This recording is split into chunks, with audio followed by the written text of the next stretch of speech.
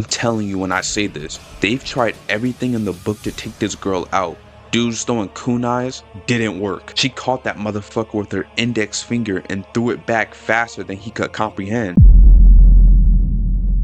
We start off with Maki pulling up to the Zenin clan temple. She wants to get hidden high-grade cursed tools so she can fight in the culling game. Since Megumi is now the clan head, she can do so with ease. But let's be real, we all knew it was not going to be that easy. Once Maki opens the gate to the Forbidden Vault, she is greeted by her father, Ogi Zenin, and Mai packed up on the ground. And he basically says, "Hey, listen Maki, you might as well turn back around cause me and the elders cleared this room of the tools. Ain't nothing here for you." Maki wasn't trying to hear none of that, so she just thought, "Man, fuck it, I'ma just kill this dude." Ogi knew what time it was from the jump, so he goes onto the offensive. He basically activates Falling Blossom Emotion, which is a secret and defensive anti-domain technique that neutralizes a domain's sure hit attack upon contact. In Ogi's case, he uses to gain an offensive advantage in their fight, basically applying the energy to his sword rather than his body. He quite literally gained faster reaction time to the point where he can launch brokenly quick counterattacks when something touches his blade. And he ends up folding her, got her bleeding out like a Bleach character. With nothing else left to do, he drags his beaten up children while monologuing to himself, saying,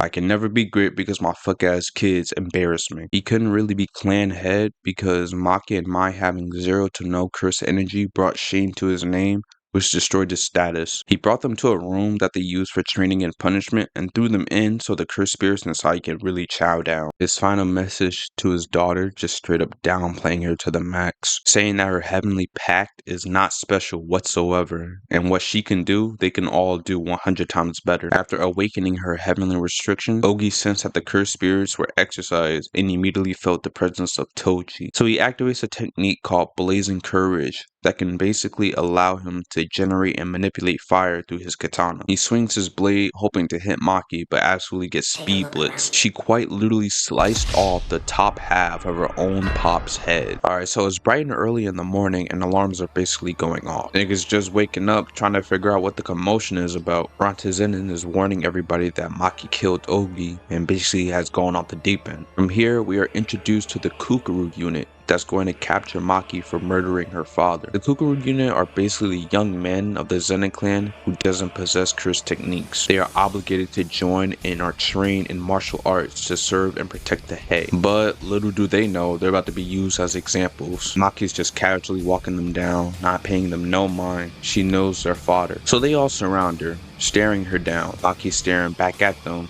with only one goal in mind. So they all scream like they in Dragon Ball Z and charge at her. And let me tell you this, Maki starts moving like Madara from the 4th Great Ninja War when he fought the Shinobi Alliance. She's cutting these niggas up. She's cutting niggas' eyes out. She's cutting their arms off. She's jumping in the air to effectively eliminate these goons, bruh. Got them dropping like flies. This bald dude ran up feeling like the main character but died quick as hell. He kicked the dude so hard in his diaphragm, he spat up blood underneath his mask and the blood exploded on his face. Maki isn't sparing a soul. The dude still had the audacity to approach this girl, some being beheaded on the spot. It's like their own execution. One guy swung his blade at Maki trying to get her off guard. She hit the Neo from the Matrix, stared at brother like he's stupid, and cut this man in half. I'm telling you when I say this, they've tried everything in the book to take this girl out.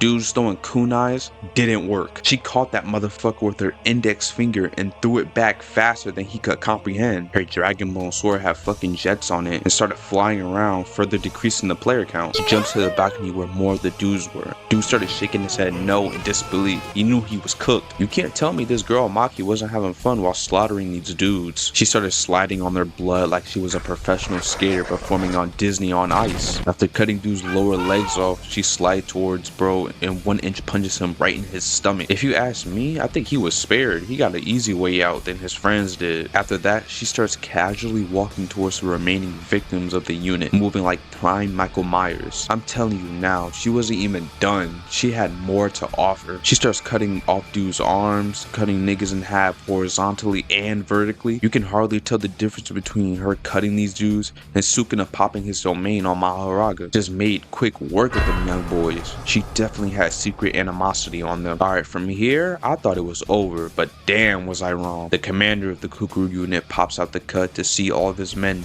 dead, scattered all over the ground. And from here, one of the Hei members, Chojuro, uses his technique to launch Maki into the sky and crush her with some giant rocky hands, blood pouring down like a goddamn waterfall. The rest of the Hei, the Zenin clan's strongest collection of sorcerers, pull up ready to end this massacre, at least so they thought. The commander of the Kukuru unit, Nobuaki, dodged a rock flown at him like he got ultra instinct. I'm pretty sure he knew Maki was still alive, so he goes into a stance similar to Miwa's quick draw. From then, he perfectly was able to predict Maki trying to speed blitz him. We got the most satisfying looking transition ever, both of them just flying through the sky or farming. Nobuaki just confused as fuck on how this woman is still moving. At this point, bro was just trying to survive rather than trying to land a clean hit. As they clash blades, Maki had enough of this nigga and decides to rip his esophagus straight out his throat. His own blade coming in with the assist to headshot him in the back of his head. RIP the Kukuru unit. Chojuro came up with the steal, try to catch Maki lacking. We go into his POV and see her rip bro's throat out like she did last dude. Rante came out of nowhere with his technique to hold Maki in place so Jinichi can finish the job. Jinichi is literally taking his sweetest possible time aura farming. Meanwhile, Rante is damn near losing his vision like he's Sasuke spamming his Sharingan. While Maki is tweaking out and trying to break free from Rante's technique, Rante is literally yelling at Jinichi to kill Maki because she became another Toji, saying that the reason why they're literally alive till this day is because Toji left them alive on a whim. Jinichi finally decides to lock in, cocking back his arm like he'd say Tama using consecutive normal punches. All that effort was for nothing though. Rante's on the ground, eyes fucked up, and died thinking they've won. Maki comes up carrying Jinichi's decapitated head and just tosses his shit into the river. Naoya was the last one left. Now it's time for Naoya himself to fight Maki. Bro just casually watched his cousin throw his brother's severed head into the river.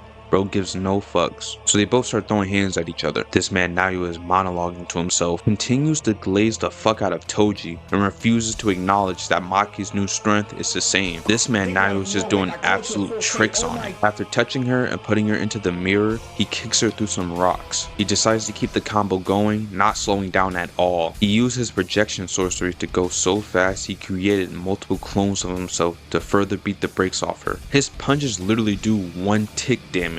So while Naoya spams his technique thinking he's doing something, Maki starts counting to herself. Naoya starts moving like Wally West the way he's attacking Maki. He further increases his speed and launches another attack at Maki, shattering her out the mirror. Naoya throws more punches that seem to do absolutely nothing to Maki, while flying around like a couple of characters from Dragon Ball. They land and Maki starts to lock in, standing 10 toes down, ready to give her cousin a big old bear hug. While Maki is literally counting Naoya's movements frame by frame, Naoya starts moving at what he calls top speed. Bro starts moving faster than the speed of sound. Bro thinks he's Sonic. Naoya runs up behind Maki, thinking she wouldn't see him coming, but little did he know with her new heavenly restriction, she has superhuman to godlike perception. She turns around and stuck this man dead in his face. She was literally able to count this man running frame by frame and only turning around to punch him on the 24th final frame. Like the wise man Leland Manico said, she stuck his ass so hard it replayed